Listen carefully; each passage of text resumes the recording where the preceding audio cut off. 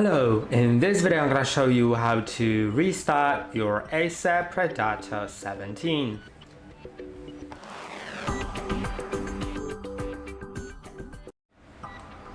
In order to restart it, click on the start button, power icon, and click on restart. You may need to click on restart anyway, and then wait a moment.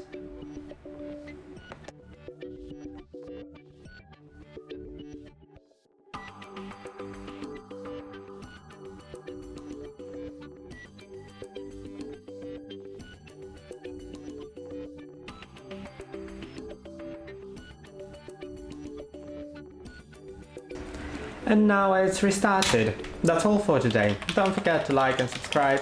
See you next time.